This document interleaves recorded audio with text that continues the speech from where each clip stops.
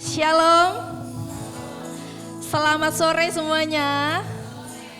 Selamat Natal, karena ini Natalan ya hari ini ya. Iya, early Christmas gak apa-apa ya. Natalan kan bukan tentang tanggalnya, Natalan tapi tentang momennya.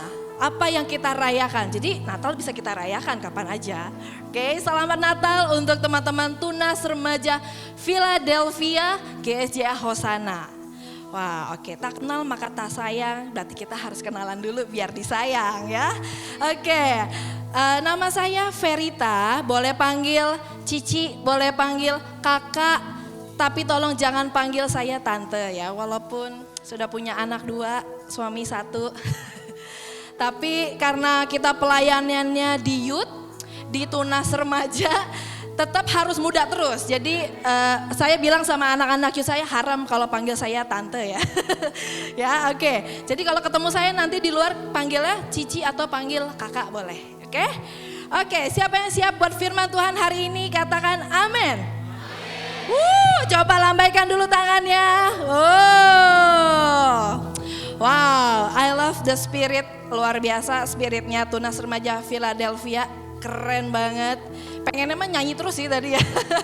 Benar-benar menikmati setiap pujian, penyembahan dan juga tarian tadi ya. Wow, kiranya Tuhan disenangkan di sore hari ini. Oke, sebelumnya saya mengucapkan terima kasih buat Ibu Pendeta Yakolina dan juga buat Kakak Kesya yang sudah mengundang saya untuk diberikan kesempatan bisa membagikan firman Tuhan di Tunas Remaja.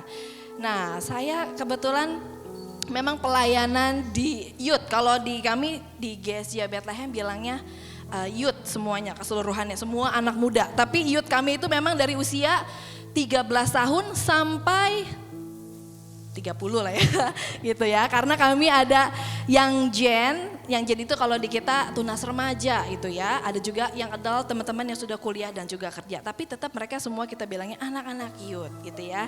Dan saya menyampaikan salam hangat dari teman-teman di Live Youth Bethlehem. Kapan-kapan kita mungkin bisa collab ya, mungkin kita bisa bareng-bareng nanti ya.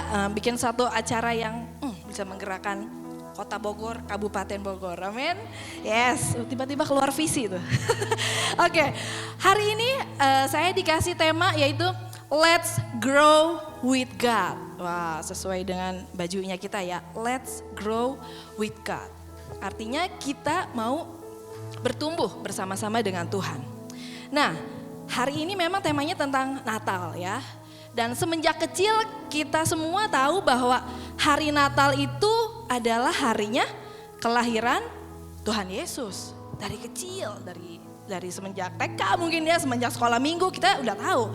Kalau hari Natal itu pasti tentang kelahiran Tuhan Yesus. Terus apa yang membuat berbeda setiap tahunnya? Apa dong yang bikin beda kalau kita cuma ngerayain hari kelahiran sama aja kayak kita ngerayain hari ulang tahun? Ya kan memang sih di luar suka bilang, iya kita kan kalau masih sekolah minggu dibilang kita mau ngerayain hari ulang tahun Tuhan Yesus katanya gitu ya. Ya gak apa-apa, buat anak sekolah minggu mungkin pengertian itu oke. Ya mungkin bisa dipahami karena sulit untuk tahu lebih dalam. Tapi buat teman-teman TR Philadelphia yang usianya sudah remaja, yang waduh sebentar lagi sudah mau dewasa, hari Natal harus punya meaning yang jauh lebih dalam. Amin. Nah, kita malam hari ini akan sama-sama belajar bahwa Tuhan Yesus bukan hanya mau lahir di dalam dunia ini. Tuhan Yesus juga mau lahir di dalam hati kita. Amin. Tapi tergantung kita mau membuka hati kita kah sama Tuhan? Atau udah jadi terbiasa, ya saya udah Kristen dari kandungan gitu ya. Dari lahir saya udah Kristen. Pasti Tuhan Yesus ada dong di hati saya. Belum tentu.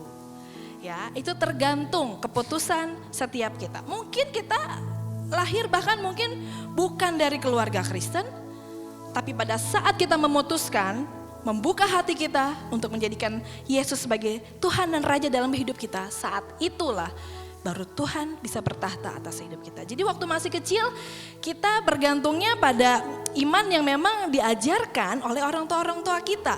Tapi waktu kita sudah mulai tunas remaja, sudah menjadi anak-anak remaja, kita punya keputusan untuk memutuskan apakah saya mau terbuka ya sama Tuhan Yesus.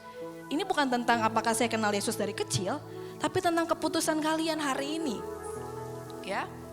Dan Tuhan Yesus yang kudus juga bukan cuman ingin lahir dalam dunia ini hanya untuk lahir dalam hati kita aja cukup? Tidak. Tuhan Yesus lahir ke dunia ini, satu tentu saja ingin ada dalam kehidupan kita, dan kedua ingin juga ada untuk menyelamatkan kehidupan kita. Tapi itu baru level 1 menurut saya. Dan next levelnya adalah Tuhan Yesus setelah dia tinggal di dalam hati setiap kita yang sudah menerima Yesus sebagai Tuhan dan Juru Selamat, ingin kita bertumbuh. Katakan bertumbuh. Yes. Tuhan ingin kita bertumbuh dengan iman yang sudah kita terima. Dengan kasih karunia yang sudah kita dapat. Dengan keselamatannya. Jadi jangan bilang bahwa sama-sama aja setiap tahun saya rayain Natal. Ya udah rayain Natal gitu, lahirin hari lahirnya Tuhan Yesus. Enggak. Kita akan membuat Natal menjadi berbeda mulai hari ini. Karena Natal bukan cuman soal ulang tahun Tuhan Yesus. It's bigger than that, ya. Jauh lebih besar daripada itu. Oke, jadi Tuhan ingin bertumbuh di dalam kehidupan kita. Oke, kita lihat. Sesuatu yang hidup itu pasti bertumbuh. Ada di sini yang lahir tiba-tiba udah gede? Enggak ada, kaget nanti mamahnya kan? Iya. Semua lahir dari kecil dulu, dari janin dulu yang kecil, bertumbuh besar, dilahirkan kemudian tiba-tiba gede aja. Tiba-tiba jadi segede gini aja ya Bu ya. Iya. Bertumbuh, kan gak tiba-tiba gede kan? Iya dong, pasti kecil dulu semua. Karena dia hidup. Sesuatu yang hidup pasti bertumbuh. Pohon ini beneran gak? Oh beneran tuh, apalagi beneran ya. Kalau beneran pasti kan udah mulai dari tunas sampai dia setinggi ini, pasti perlu waktu. Dan lihat, apakah tiba-tiba punya daun yang lebar? Enggak. Dia mulai dari tunas yang kecil, akarnya ke dalam seperti di gambar di slide itu gitu ya. Kecil, lama-lama besar, dan akhirnya mengembangkan setiap daun-daunnya seperti ini. Sama seperti kehidupan kita. Diri kita juga sama, dari anak kecil, remaja, nanti kalian menjadi dewasa. Oke? Nah, apakah salah pada saat kita cuman berpikir bahwa saya sudah beriman dari semenjak kecil dan saya pikir saya sudah cukup sampai sini.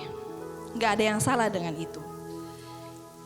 Yang salah adalah kalau kita pikir kita cukup hanya datang ke gereja atau datang ke tunas remaja gitu ya, datang ke kaum muda, terus sisanya sepanjang minggu kita bisa jadi siapa aja. Nah itu yang salah. Oke, karena artinya iman yang kita punya hanya iman di dalam gereja, bukan iman yang harusnya di mana aja kita berada iman kita sama gitu ya. Jangan sampai iman kita adalah ya iman hari Minggu gitu. Iman yang mungkin hari Sabtu gitu ya, mungkin tunas remajanya hari Sabtu. Wah kalau hari Sabtu, hari Minggu, wah beriman luar biasa, percaya, waduh loncat-loncat, waduh udah melebihi WL-nya mungkin ya, waduh kalau pujian. Tapi kalau weekday, hari Senin sampai hari Jumat, kita nggak berdoa makan doang mungkin ya gitu. Sisanya mungkin, waduh, malah kita sebaliknya daripada apa yang harusnya kita lakukan sebagai orang-orang yang beriman. Berdoa hanya kalau, hanya kalau ingat gitu ya. Atau berdoa cuman kalau makan, Tuhan terima kasih, amin. Itu mah doanya anak TK itu ya. Kalau masih di sini sekolahnya mungkin doanya cuman gitu. Doa anak TK aja sekarang lebih panjang. Tapi kita mau punya kehidupan yang bertumbuh. Artinya kita bukan lagi berdoa hanya untuk hal-hal yang kita dapat. Kita bukan lagi berdoa hanya untuk hal-hal yang enak-enak aja gitu ya. Sesuatu yang kita minta dapat, terima kasih Tuhan. Terus kalau kita gak dapat, wah Tuhan mah jahat. Tuhan mah gak dengerin saya, Tuhan mah pilih kasih. Cuman dengerin Kesia doang berdoa, saya mah gak dijawab doanya. Udah berdoa nih 1 minggu gak dapat-dapat juga. Apakah Tuhan jahat? karena tidak menjawab doa kita, itu perlu iman untuk bisa menerima itu. Oke? Dan untuk bisa sampai di sana, iman kita perlu bertumbuh. Tuhan lahir di dalam hati kita bukan hanya untuk supaya kita mengundang dan menerima Dia sebagai Tuhan dan Juru Selamat. Tapi Tuhan mau kita bertumbuh. Dan Natal bukanlah sebuah prosesi ritual setahun sekali atau program rutin gereja aja. Bukan. Jangan sampai Tuhan Yesus datang ke dunia cuma menjadi program gereja, itu sangat sedih sih. Kalau hanya Natal sebagai program gereja. Natal harusnya menjadi momen refleksi rohani kita terhadap kasih karunia yang Tuhan sudah anugerahkan bagi dunia ini melalui kelahiran Yesus Kristus. Dan proses pertumbuhan iman kita ini terjadinya setiap hari. Bukan hanya setahun sekali, bukan hanya saat Natal, bukan hanya saat Paskah gitu ya. Karena ada katanya orang Kristen napas. Natal Paskah doang ke gerejanya. Kalau hari-hari Minggu biasa ya di sana-sana sih ya, di mana-mana gitu ya. Oh, mager Duh, gerejanya kepagian. Belum bangun gitu ya. Jadi dia ada cuma Natal dan Paskah, itu Kristen napas bilangnya ya. Mudah-mudahan anak-anak TR Philadelphia nggak ada yang kayak gitu. Anak-anak TR Philadelphia, waduh, imannya luar biasa. Amin. Iya dong, gak cuma napas doang, ini rajin-rajin kan? Oh, rajin-rajin, kelihatan muka-muka yang rajin ya. Oke, nah ini ada satu quotes yang bagus tentang pertumbuhan dari William S. Burroughs. When you stop growing, you start dying. Waktu kita berhenti untuk bertumbuh, kita mulai mati. Apa yang mati? Iman kita yang mati. Pertamanya iman, keduanya karakter kita juga tidak bertumbuh dan lama-lama bisa mati juga. Mati itu artinya stuck gitu ya. Gak ke atas, gak ke bawah, diem aja. Lama-lama mati. Gitu. Dan waktu kita berhenti untuk bertumbuh di dalam Tuhan, maka roh kita lama-lama juga kering. Roh kita lama-lama mati. Dan itu tinggal tunggu sebentar aja. Kalau roh kita udah mati, ada waktunya mungkin proses, tubuh kita lama-lama juga mati. Karena kita gak tahu lagi kalau tanpa roh, hidup ya cuma hidup casingnya doang. Cuman badannya aja gitu, kayaknya masih makan, masih minum, tapi tidak ada kehidupan di dalamnya. Kalian gak bisa ngelihat sesuatu yang jauh yang daripada yang kalian bisa lihat. Karena terbatas kalau roh kita mati. Nah, kita mau lihat lebih dalam, kita harus bertumbuh dalam hal apa sih? Menurut 2 Petrus 3 ayat 18, ayat emas kita di sore hari ini.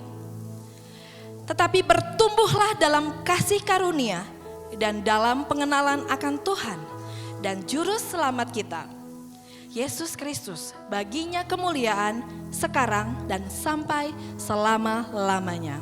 Amin. Saya udah highlight warna hijau itu ya. Itu di bidang itulah kita harus bertumbuh. Dan surat ini tidak ditulis karena iseng-iseng.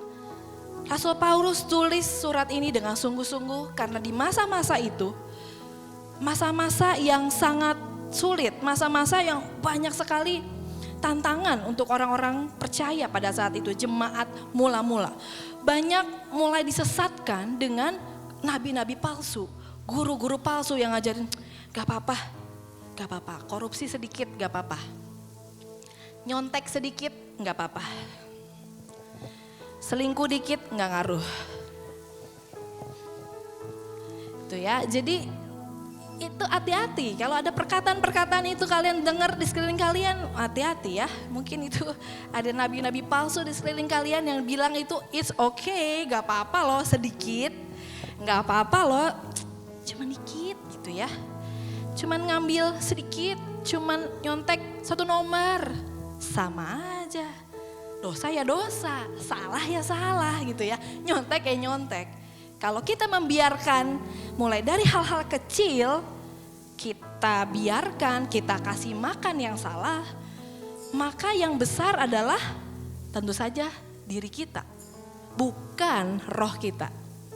Tapi kalau kita sering mendengarkan apa kata roh yang sering menegur kita, udah stop main gamenya. Atau belajar, besok ulangan. Nah itu tuh, memang kadang-kadang Roh Kudus ngomongnya suka yang kurang enak didengar ya. Gitu, udah itu punya orang, bukan punya kamu. Kadang-kadang gak enak sih gitu kan, melawan ego kita. Kita mah pengennya semuanya boleh dong Tuhan gitu ya. Tapi gak gitu. Tuhan itu punya aturannya. Dan kalau kita mau ada dalam kasih karunia-Nya Tuhan, kita harus ikut aturannya Tuhan. Oke, nah gimana caranya supaya kita bisa bertumbuh di dalam kasih karunia dan pengenalan akan Tuhan Yesus? Yang pertama, kasih karunia. Apa sih kasih karunia?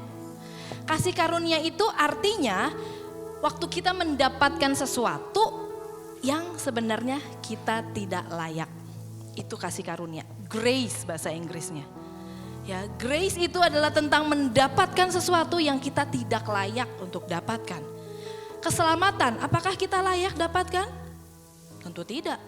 Jangan karena kita rasa, saya kan dari kecil udah Kristen, pelayanan lagi setiap minggu.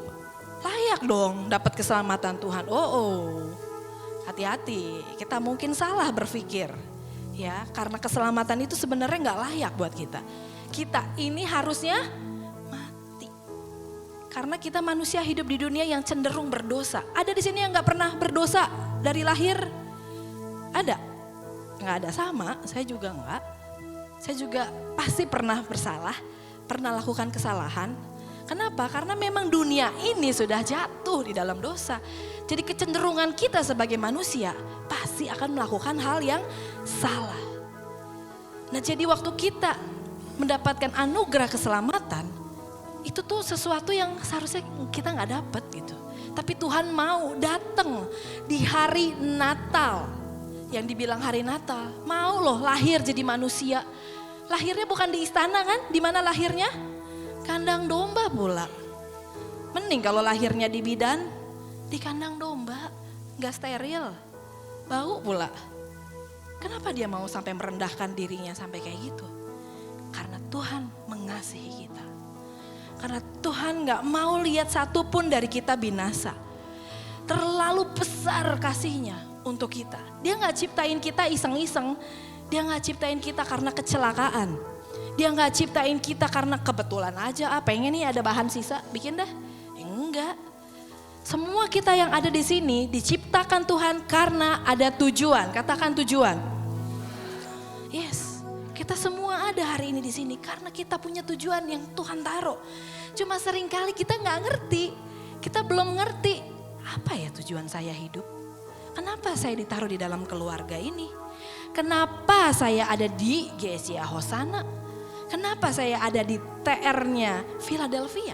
Kenapa? Nah tujuan-tujuan itu harus kita cari supaya kita ngerti sebenarnya buat apa kasih karunia Tuhan dalam kehidupan kita. Oke? Nah caranya salah satunya untuk bisa bertumbuh dalam kasih karunia-Nya adalah kita harus melakukan pertobatan. Pertobatan itu bukan cuma merasa bersalah, udah ngelakuin dosa nih. Maaf ya Tuhan, seminggu kemudian lakukan lagi. Itu bukan bertobat namanya, itu namanya tomat. Apa tomat? Tobat kumat. Nah itu tomat namanya ya, Kristen tomat itu dibilangnya. Jadi jangan sampai kita jadi Kristen tomat. Anak-anak muda yang udah tobat, tar lagi kumat. Tobat, tar lagi kumat. Capek namanya ya. Tapi itu luar biasa ya. Kita kalau manusia bilangnya kayak capek gitu ya. Kalau sebagai kakak-kakak rohani, kakak-kakak mentor gitu ya. Aduh ini tobat kumat mulu. Kayaknya ada pasti secara manusia capek ya. Ini orang gak kapan tobat benernya gitu ya. Tapi Tuhan gak pernah capek. Tuhan gak pernah menyerah atas setiap kita. Mungkin kitanya bisa capek. Tapi Tuhan gak pernah menyerah buat kita. Amin. Dan itu kasih karunia-Nya Tuhan buat kita. Jadi waktu kita mau hidup di bawah kasih karunia-Nya yang penuh, kita harus hidup di dalam pertobatan. Pertobatan itu artinya meninggalkan dosa, meninggalkan hal-hal yang gak sesuai dengan kehendaknya Tuhan. Gak sesuai dengan hukumnya Tuhan. Ingat ya, Tuhan kita memang pengasih. Tuhan kita memang adil. Tapi Tuhan kita juga Tuhan yang mempunyai hukum. Kalau gak ada hukum, wah hidup kita aur-auran, suka-sukanya. Ada hukum aja kita masih bisa suka-sukanya, apalagi gak ada hukum. Oke, jadi waktu kita mau hidup dalam kasih karunia dan bertumbuh dalam kasih karunia, kita pengen terus merasakan kasih karunia Tuhan. Semakin dewasa makin bertambah kasih karunia-Nya, maka tinggalkan kehidupanmu yang lama. Tinggalkan dosa-dosamu yang seringkali menghalangi hubungan kita sama Tuhan. Seringkali menghalangi doa kita sama Tuhan. Pernah gak ngerasa kok udah berdoa tapi kayaknya gak nyampe ya. Berdoa tapi kok kayaknya gak bisa gitu. Rasanya gak damai. Mungkin kita harus bertobat dulu. Datang sama Tuhan minta ampun. Mungkin ada hal-hal yang menghalangi kita. Karena firman Tuhan bilang yang menjadi penghalang antara engkau dan Tuhan adalah segala dosamu. Jadi hati-hati, mungkin selama ini doa kita kok kayaknya belum kelihatan ya jawabannya. Doa kita kok kayaknya gak ada progresnya. Mungkin ada hal-hal yang menghalangi hubungan kita sama Tuhan yang kita perlu akuin. Kalau perlu akui dengan kakak-kakak rohani kalian, mentor-mentor kalian. Akuin mungkin dengan hamba-hamba Tuhan. Karena itu yang akan menjaga kehidupan kita. Oke? Dan baptisan, apakah baptisan menyelamatkan? Bukan, baptisan tidak menyelamatkan. Baptisan itu adalah komitmen kita sama Tuhan. Tuhan, saya berkomitmen, saya mau hidup yang baru, meninggalkan manusia lama saya. Itu baptisan. Jadi waktu kalian siap untuk bertumbuh di bawah kasih karunia Tuhan, bertumbuh imannya, mari beri diri kalian dibaptis. Karena baptisan itu salah satu komitmen kita. Untuk kita mau jalan sama-sama Tuhan. Apakah kita bisa menyelesaikan dosa kita sendiri? Bisa? Gak bisa. Maka itu kita perlu Tuhan. Sertakan Tuhan baru kita bisa berubah. Nah ini yang banyak terjadi salah berpikir di anak-anak kaum muda. Di kaum muda kami pernah terjadi ada salah satu anak dari kecil udah di gereja. Papa pelayanan, pengerja bahkan. Tapi kenapa dia gak pernah mau dibaptis gitu ya? Ditungguin dari SMP sampai SMA. Sampai SMA-nya udah di ujung lagi. Saya sampai penasaran kenapa dia punya suara yang bagus. Kalau nyanyi luar biasa. Tapi kami punya aturan kalau kamu mau pelayanan penuh kamu harus dibaptis. Bukti komitmen kamu. Saya sampai harus datengin kamu kenapa? Kenapa kamu nggak dibaptis? Ah belum Ci, pertama-pertama gitu. Nanti lah Ci, gitu. Belum kayaknya aku nggak sempet. Tapi kayaknya Tuhan tetap taruh ini anak harus dibaptis. Ini anak pasti ada sesuatu yang perlu kita benerin. Oke, saya terus tanya. Oke, sebenarnya masalahnya apa? Saya bawain ininya, formnya. Nih isi ya, saya bilang form baptis isi. Kenapa kamu nggak mau dibaptis? Ci, hidup aku tuh belum benar. Oke, terus? Ya kalau aku nanti dibaptis, nanti gimana kalau aku masih melakukan hal-hal yang gak benar menurut dia. Hal-hal yang gak menyenangkan hati Tuhan. Bukannya dosa saya jadi double katanya. Waduh saya bilang, wah pantesan kamu tunda bertahun-tahun gak pernah mau dibaptis. Ternyata kesalahan cara berpikirnya. Dia pikir saya harus kudus dulu baru bisa dibaptis. Waduh. Apakah kita bisa menyelamatkan diri kita sendiri? Tentu saja tidak. Gak bisa, gak ada seorang pun yang bisa menguduskan dirinya sendiri. Kita perlu Tuhan. Akhirnya saya bilang, kamu selama ini salah berpikir. Justru kamu perlu Tuhan. Apakah kamu bisa merubah diri kamu menjadi kudus dengan kemampuan sendiri? Saya udah coba sih bertahun-tahun, gak bisa. Walaupun dia ada di youth kami, tapi gak bisa. Saya bilang, kamu harus terbuka sama Tuhan secara pribadi.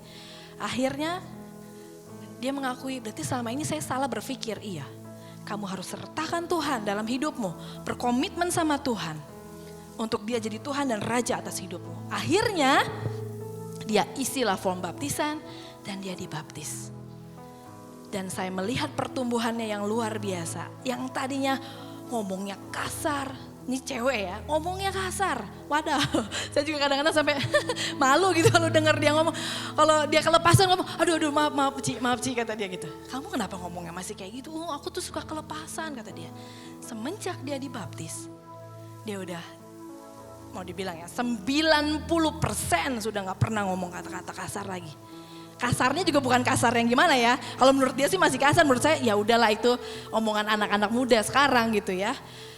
Dan saya melihat bagaimana kehidupannya berubah, bahkan dia menjangkau banyak orang, dia menjadi seorang pelayan yang luar biasa. Dan hari ini dia menjadi seorang singer, seorang WL di Yesia Bethlehem. Karena dia berkomitmen untuk saya mau terima Tuhan sungguh-sungguh. Oke, dan saya melihat bagaimana kasih Tuhan atas kehidupannya. Hidupnya gak sempurna, tapi saat dia menyertakan Tuhan dalam kehidupannya, kasih karunia Tuhan terus ada dalam hidupnya. Ya, jadi saya juga percaya Tuhan yang sama berlaku buat kita hari ini. Mungkin hidup kita gak sempurna, tapi kita menyembah Tuhan yang sempurna, amin. Untuk itu jangan lewatkan kasih karunia-Nya Tuhan. Jangan sampai kelahiran Tuhan Yesus yang setiap tahun kita rayakan jadi sia-sia. Hanya karena kita menganggap udah biasa. Udah biasa Natalan, udah biasalah kasih karunia Tuhan. No. Don't take it for granted. Jangan menyepelekan, jangan menyia-nyiakan kasih karunia-Nya Tuhan. Tanpa kasih karunia hidup kita gak akan selamat. Tanpa kasih karunia hidup kita mungkin akan ada dalam lingkaran setan namanya ya. Gitu ya, hidupnya ya itu tobat kuma terus gitu. Kita perlu ada di bawah kasih karunia-Nya Tuhan, bertumbuh terus untuk terus ada dalam kuasanya Tuhan. Oke. Seringkali walaupun kita udah Kristen lama dari lahir, mungkin ada sini yang Kristen dari lahir. Oh, oke. Oh, rata-rata Kristen dari lahir ya, puji Tuhan. Gak apa-apa, tidak membedakan. Kata firman Tuhan, yang terdahulu bisa jadi yang belakangan bisa jadi yang terdahulu. Iman gak bicara siapa yang duluan soalnya. Iman bicara siapa yang bertahan. Oke. Dan seringkali waktu kita udah Kristen, kenapa saya tetap ngalamin hal-hal yang gak enak ya? Yang sebenarnya bukan kesalahan saya lagi, kesalahan orang gitu ya. Kita harus menanggung akibatnya. Pernah ngalamin? Oh, pasti sering. Seringkali kok masih ngalamin ya kesusahan. Saya udah rajin datang ibadah setiap minggu, saya rajin pelayanan, saya rajin WPDA. Kenapa masih ngalamin hal-hal gak enak? Kenapa? Karena kita masih tinggal di dalam dunia. Dan semua manusia, mau Kristen maupun non-Kristen, tetap ngalamin gak namanya hujan? Semua ngalamin hujan tadi? Hujan dapat, panas, matahari dapat juga. Itu ya sama. Kadang-kadang ada masalah yang memang Tuhan izinkan buat kehidupan kita. Kenapa? Selalu ada tujuannya. Selalu ada maksudnya Tuhan. Buat setiap kesusahan, kesulitan yang Tuhan kasih. Bahkan kadang-kadang bukan karena kita lagi. Karena orang, kita yang tanggung. Gak enak rasanya? Iya gak enak. Banyak sekali tokoh-tokoh di Alkitab, oh saya kalau cerita bisa sampai besok nanti ya. Yang harus menanggung kesalahan orang lain. Tapi dia tanggung karena dia tahu itu tujuannya dia. Waktu Tuhan suruh. Siapa tahu cerita Yunus? Tahu lah ya, semua dari sekolah minggu tahu Yunus gitu ya. Yunus disuruh sama Tuhan kemana? Ke Niniwe. Dan Yunus protes, buat apa Tuhan? Ngapain saya ke sana? Isinya orang berdosa semua di situ. Mau diapain? Nggak mau, saya nggak rela. Saya nggak rela mereka Tuhan selamatin. Karena menurut Yunus mereka udah bikin dosa terlalu besar, terlalu banyak. Enggak Tuhan, saya nggak mau. Saya mau belok aja ke sini. Saya nggak mau ke sana. Apa yang terjadi sama Yunus? Masuk di perut ikan. Disuruh berpikir dulu sama Tuhan gitu ya, suruh coba renungkan dulu. Dan di situ puji Tuhan, dia menangkap apa maksudnya Tuhan. Dia ngerti apa maksudnya Tuhan. seakan-akan dia harus menanggung orang-orang itu. Dia harus nobatin orang itu sama satu-satu gitu. Orangnya banyak banget lagi. Tapi akhirnya dia ngerti waktu Tuhan yang menyuruh dia, Tuhan akan melakukan sesuatu. Dan kita ini cuman hambanya. Dan waktu Yunus taat, apa yang terjadi? Satu kota Niniwe diselamatkan. Itu buah dari ketaatan. Ketaatannya kita. Kadang-kadang Tuhan, kenapa saya diizinkan untuk bisa menanggung ini? Belum ngerti mungkin, tapi taat aja. Kalau Tuhan bilang jalanin aja. Karena itu bukti ketaatan kita sama Tuhan. Kadang kita belum ngerti sekarang, tapi suatu hari kita akan paham apa maksudnya. Karena seringkali Tuhan bisa menggunakan hal-hal yang buruk untuk membawa kebaikan buat kehidupan kita. Seperti dikatakan dalam Roma 8 ayat 28. Kita tahu sekarang bahwa Allah turut bekerja di dalam segala sesuatu untuk mendatangkan kebaikan bagi mereka yang mengasihi Dia, yaitu bagi mereka yang terpanggil sesuai dengan rencana Allah. Ada hal-hal yang Tuhan izinkan dalam kehidupan kita yang gak enak. Tapi percayalah, setiap hal yang gak enak yang Tuhan izinkan, maksudnya adalah untuk membuat kita bertumbuh semakin kuat. Enggak karena iseng-iseng aja Tuhan kasih pencobaan, enggak. Kalau kita sampai diuji sama Tuhan, artinya Tuhan percaya kamu bisa, kamu bisa, kamu bisa. Apakah tiba-tiba ada orang, Ibu ngajar juga? Ngajar. Apakah kita kalau jadi guru tiba-tiba anak TK kita kasih kali-kalian? Kan enggak juga gitu ya. Atau anak SD kita kasih sin kos tangan gitu kan, enggak mungkin. Kita pasti akan menguji anak-anak sesuai dengan kemampuannya, benar Bu? Kita akan kasih dia ujian sesuai dengan materi yang kita udah kasih. Apa yang sudah kamu pelajari, itu yang akan saya uji. Enggak mungkin Tuhan akan kasih sesuatu di luar kemampuan kita, amin. Kalau Tuhan izinkan hari ini ada ujian yang menekan kita, yang bikin kita susah hati, yang kadang bikin kita pengen udahan aja. Percayalah Tuhan pikir kalian mampu, Tuhan tahu kalian mampu.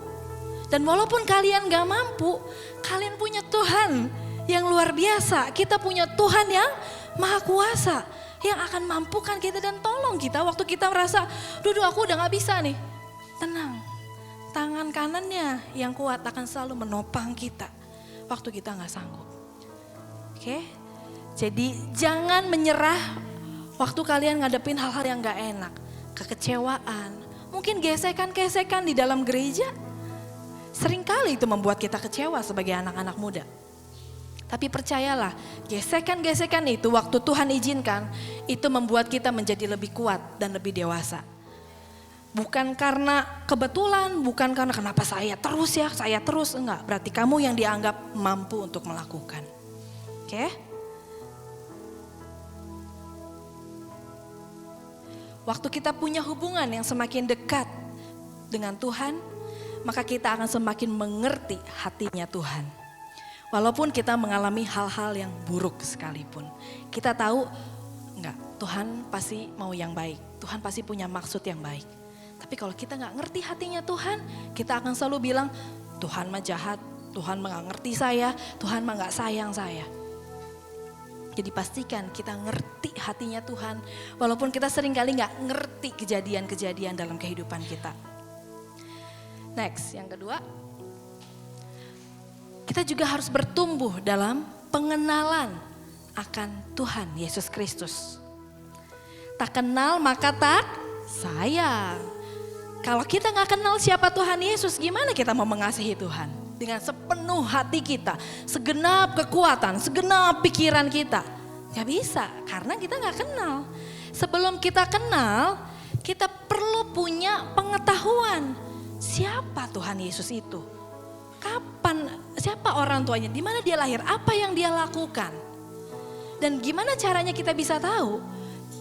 Kita sudah punya satu buku yang luar biasa yang namanya Alkitab.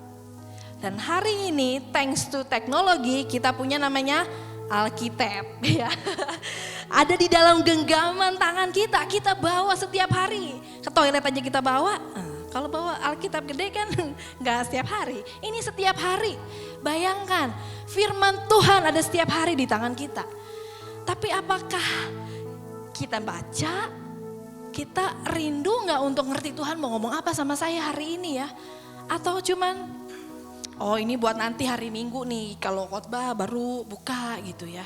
Seminggu sekali bukanya, wah.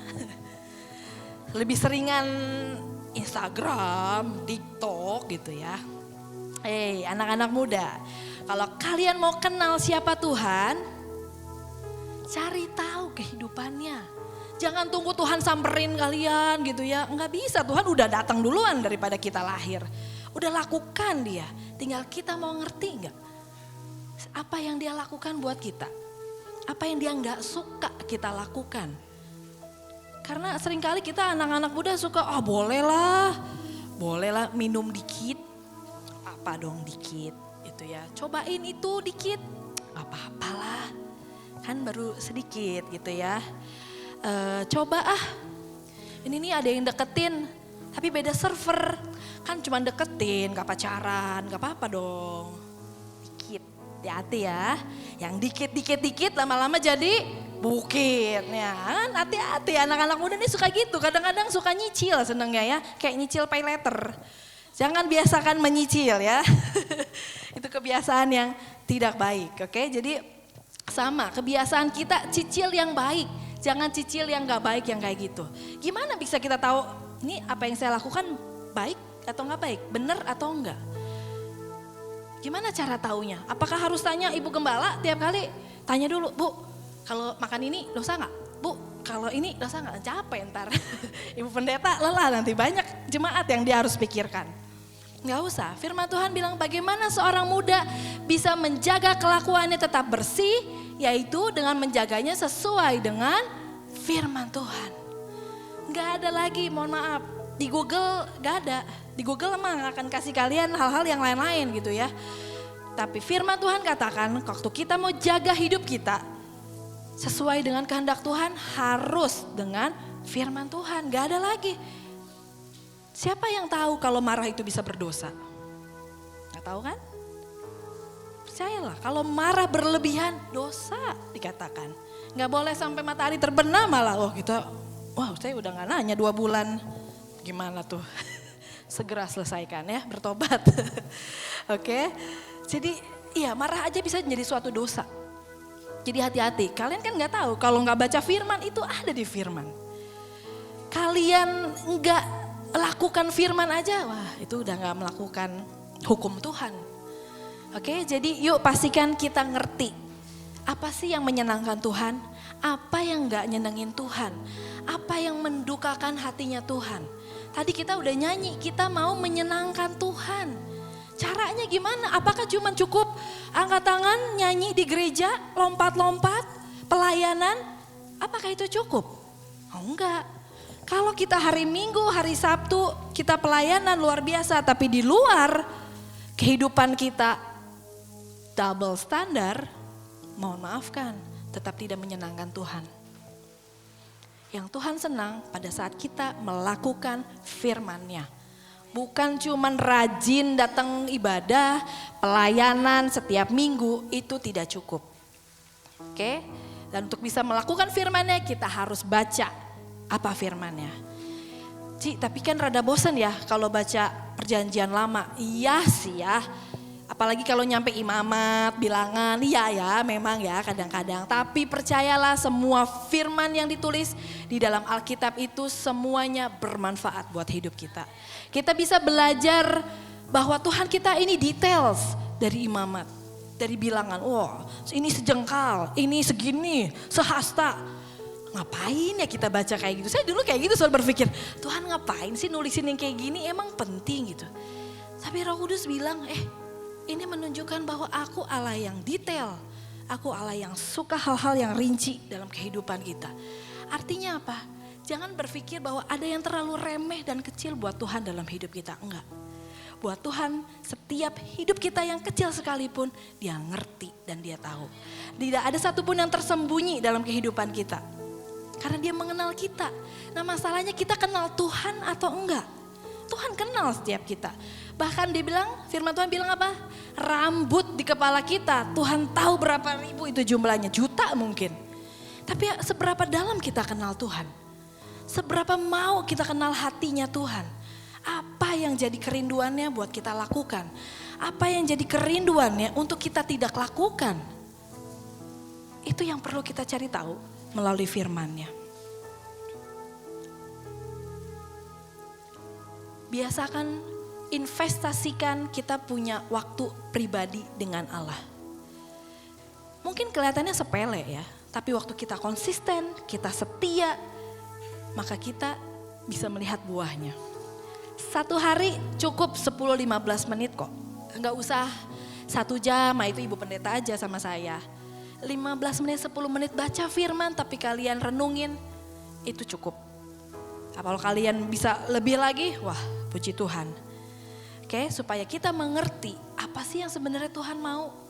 Apa sih yang sebenarnya Tuhan gak mau. Bahkan beberapa anak-anak youth kami kesaksian kadang-kadang WPDA yang dia dapat hari itu. Hikmat yang dia dapat dari perenungan itu bermanfaat untuk menolong orang lain. Bukan menolong dia loh.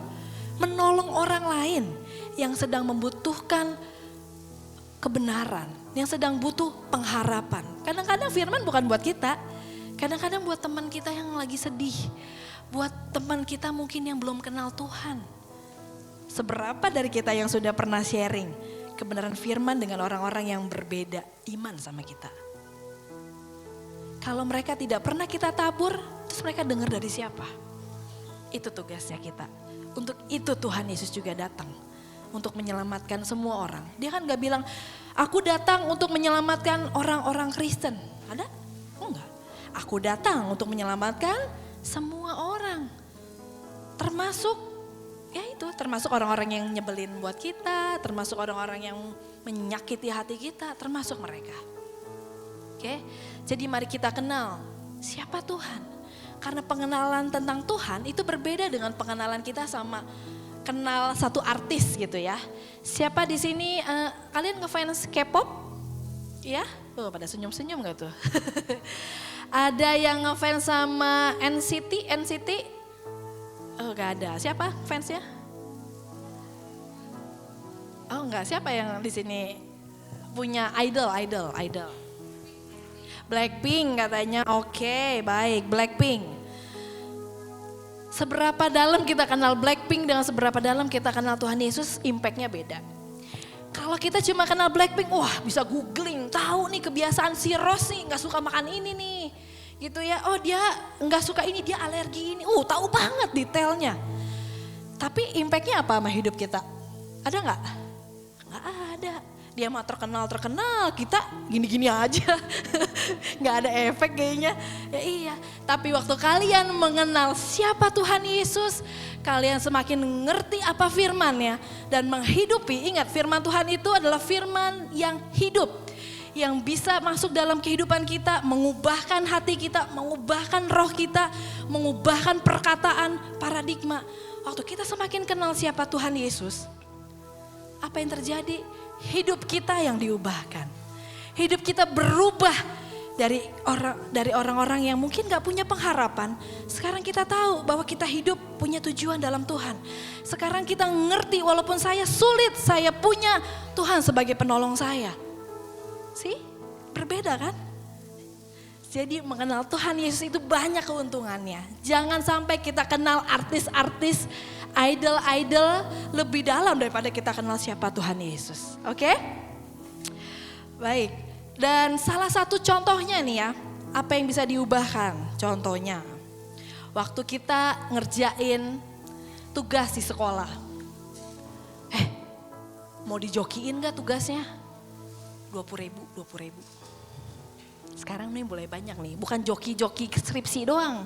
Jokinya joki sampai ke sekolahan sekarang gitu ya. Ini anak saya soalnya cerita gitu ya, iya mah aku suruh joki ini nih, kamu mau gak kok? Enggak, bagus, puji Tuhan. Puji Tuhan masih didengerin berarti ya. Ajarannya masih masuk gitu. Tapi di luar sana ada adik-adik youth saya tanya, Ci, aku punya jajan sendiri sekarang, dari mana kamu dapat? Ngejoki. Oke, ngejoki apa? Ngejoki main game paling sering gitu. Emang apa salahnya ngejokiin game?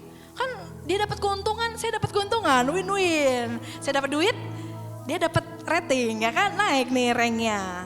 Tapi kamu tahu nggak akarnya apa kalau kamu ngejokin? Kamu mengambil alih kewajibannya dia. Mengambil alih sesuatu yang dia harus lakukan dan dia klaim usaha kamu, ini gue. Kan kalau pas main game, ratingnya keren banget weh. Oh lu cepet banget weh 2 hari udah nyampe sini. Padahal temennya yang kerjain gak tidur dia. Gitu ya biar nge-push rank katanya. Yang klaim siapa? Iya. Nah itu yang salah. Seringkali kita gak tahu kenapa gak boleh. Sama, apalagi sekarang banyak ngejoki-jokiin tugas-tugas. Oke, waktu kita ngejokiin seakan-akan kita kan melakukan yang baik. Wah saya kan menolong dia perlu uang. Tapi biar dia ada usahanya, ya lu jokin tugas gue deh kerjain gitu ya. Padahal kita justru menjerumuskan dia untuk membuat dia apa? Menolong kita jadi ngeklaim sesuatu yang bukan usaha kita. Itu artinya apa sih? Mengambil hak yang bukan haknya kita kan? Itu loh, itu esensinya. Jadi kalau ada teman-teman anak-anak yang bilang ngejoki, kamu tahu gak ngejoki itu ngapain? Begitu mereka ngerti, mereka baru mikir, iya juga ya. Terus mereka mulai berpikir, iya juga, menguntungkan gak? Menguntungkan, dapat duit, ada yang bisa 1 minggu bisa dapat 100.000, kan lumayan tuh buat jajan, buat beli kuota gitu ya. Tapi kan kalau itu tidak menyenangkan Tuhan, kalau itu justru membuat orang lain menjadi egonya semakin tinggi, bukan malah jadi rendah hati, ngapain kita lakukan? Oke? Mari kita kenal apa yang menyenangkan Tuhan dan apa yang gak menyenangkan. Mari kita terus bertumbuh dalam pengenalan akan Tuhan. Sehingga iman kita juga bertumbuh, hidup kita bertumbuh juga. Dan tanpa kasih karunia Allah, kita ini tidak mungkin bisa mengenal Allah dan tidak mungkin bisa diselamatkan. Untuk itu kita butuh kasih karunia-Nya dan kita butuh untuk mengenal siapa Tuhan Yesus. Efesus 2 ayat 8 mengatakan, sebab karena kasih karunia kamu diselamatkan oleh iman. Itu bukan hasil usahamu tetapi pemberian Allah. Anugerah Tuhan kita diselamatkan. Anugerah Tuhan walaupun kita berdosa besok pagi kalian masih bisa napas. Zaman dulu kalau kalian berdosa masuk ruang Maha Kudus tinggal diseret. Gak selamat soalnya. Karena Tuhan kita adalah Tuhan yang kudus. Dia nggak bisa melihat ketidakkudusan. Tapi kita hidup di dalam zaman kasih karunia. Tapi jangan sampai menyia-nyiakan kasih karunia. Kalau nggak ada kasih karunia mungkin kita udah berapa banyak yang disambar geledek kayaknya. Karena berdosa gitu ya. Atau mungkin jadi tiang garam gitu ya. Kalau ngikutin zaman-zaman dulu. Tapi kan enggak. Tuhan itu sangat sayang sama kita. Sampai dia kasih kesempatan kedua, kesempatan ketiga, bahkan kesempatan selanjutnya. Karena kasih Tuhan begitu besar buat kita. Mari kita jadikan momen Natal ini menjadi momen untuk bersyukur dan bertumbuh di dalam kasih karunia serta pengenalan akan Tuhan kita Yesus Kristus. Kelahiran Tuhan Yesus adalah salah satu bukti kasih karunia-Nya Allah bagi kita. Allah mengutus anaknya untuk lahir di dunia ini untuk menyelamatkan manusia yang sesungguhnya kita ini gak layak untuk diselamatkan. Pengetahuan tanpa kasih karunia hanya akan menjadi senjata yang mematikan. Kalau kita punya pengetahuan Alkitab tapi kita gak punya kasih karunia, kita sama seperti orang Farisi yang mengadili Tuhan Yesus, yang kerjanya menghakimi aja gitu. Oh berdosa kamu gak layak. Nah itu tuh, hati-hati. Kita ngerti sih apa yang boleh, apa yang tidak. Pengetahuannya punya di sini. Tapi waktu kita nggak punya kasih karunia, maka kita akan menjadi seorang yang suka menghakimi. Dan waktu kita punya kasih karunia tapi tidak punya pengetahuan, maka kita akan jadi orang yang sering dimanfaatkan orang lain. Karena kita terlalu baik gitu. Bantuin ya, iya.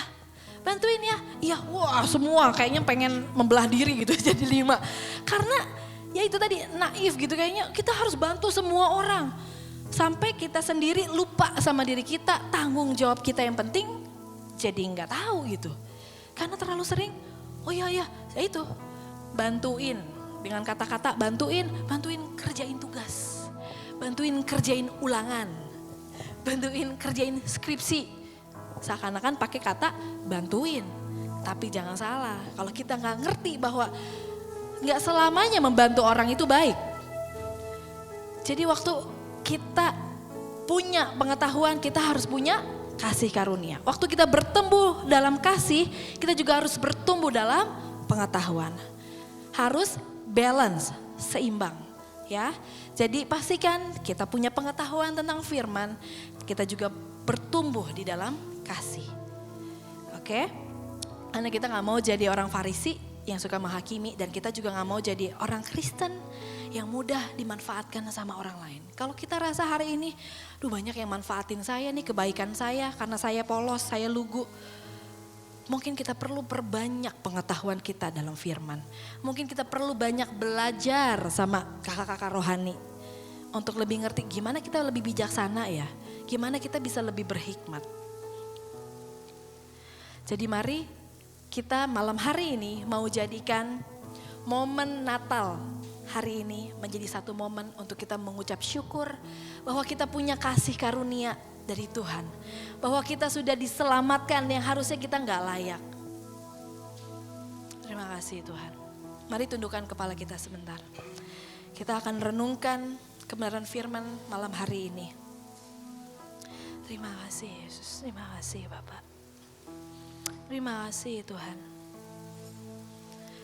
Tuhan, kami mengucap syukur bahwa kami diberikan kasih karunia, anugerah keselamatan yang ditandai dengan kelahiran-Mu Tuhan di dunia ini.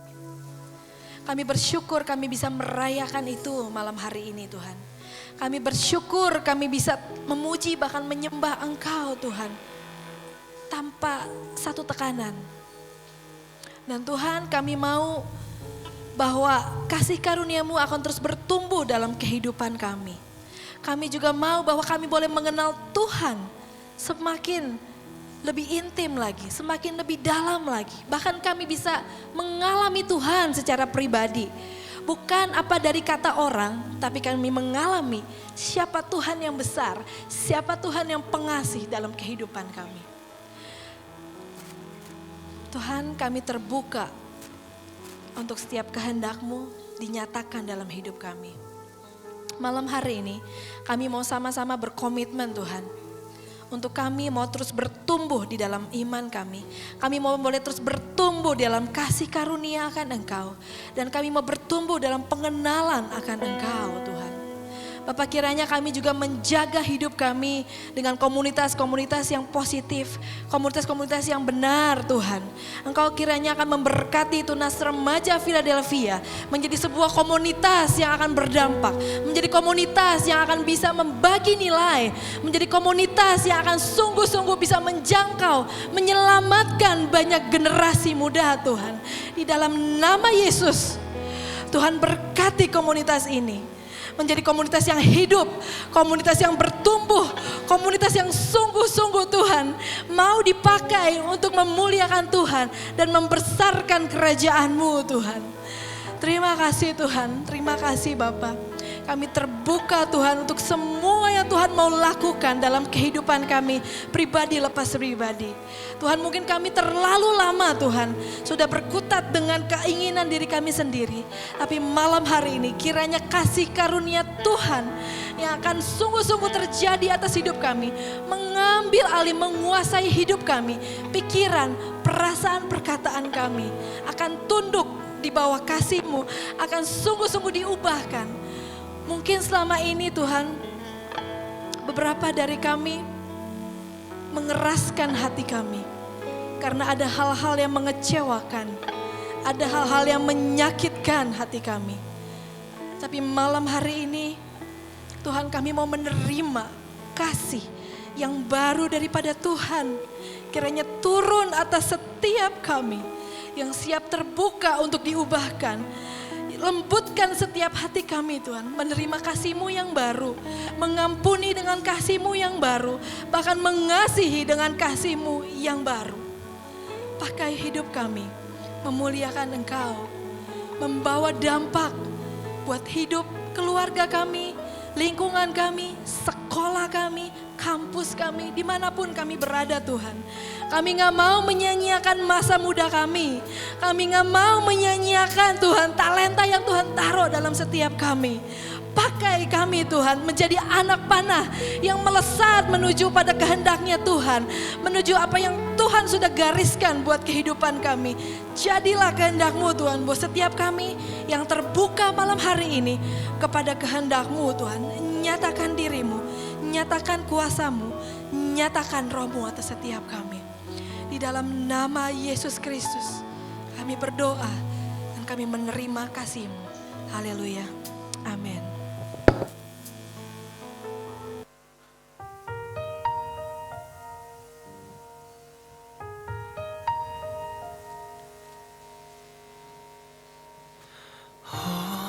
Holy night, the stars are brightly shining. It is the night over dear Savior's birth. Oh, holy night, the stars are brightly shining. It is the night over dear Savior's birth.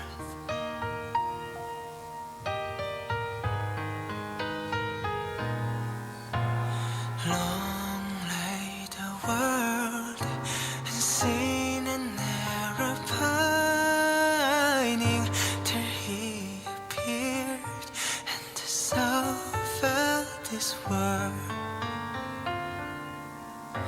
A thrill of hope, the weary world rejoices, for your